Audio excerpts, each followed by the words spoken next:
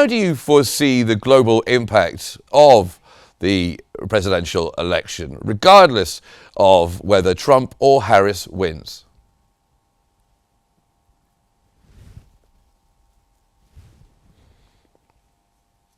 Of the whole world.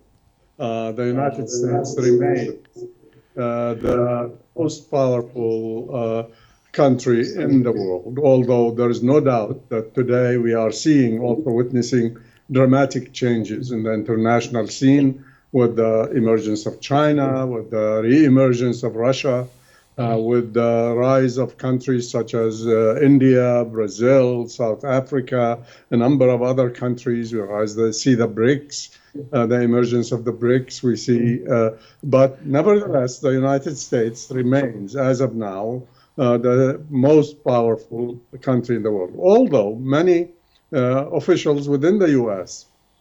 still see themselves, as President Biden has said a number of times, as well as also Vice President Harris and many others have seen the United States, or have viewed the United States, as the indispensable country, the indispensable power, the country that can lead the world towards a better world for everyone.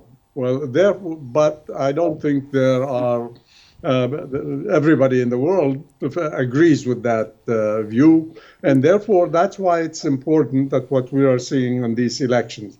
These elections are in some ways, for example, there are some similarities and some differences between the Democrats and the Republicans. There are some things that they both agree on, the Republicans and the Democrats, but there are issues also that they disagree upon when it comes to foreign policy. For example, if we take a look at what former President Trump and the President Biden and Vice President Harris, they all think that the United States should play a leading role in the world.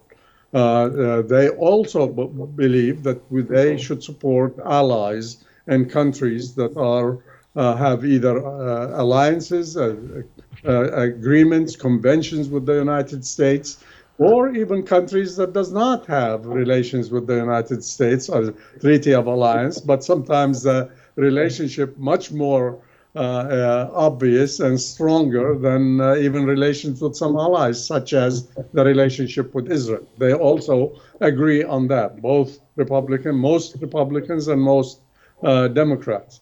They also agree that the U.S. should make sure that it has access to resources all over the world, and where those resources serve America's interests and needs.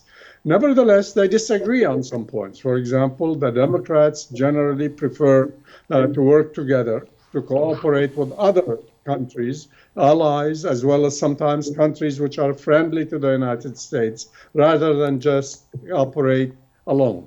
The second thing that the Democrats differ with the Republicans is the question of human rights and the promotion of democracy. The Republicans are not as excited about this idea of basically promoting democracy or focusing just on the issue of human rights. So there are similarities and differences between the two sides. How will that influence the policies of the new president? As I said, on some of these issues, we will not see any change. Nevertheless, there are, for example, issues which are different. For example, the Europeans are very much concerned about the victory of President Trump, because they worry about his view towards NATO, which he at one time wondered whether there is a need for it. They think that he might try to end the Ukraine crisis to the advantage of Russia. That is not something that they like. And we don't know how accurate that assessment in any case will be. But also we see that they are unhappy with President Trump because he imposed taxes on European products exported to the United States, and sometimes were higher taxes than we had seen before.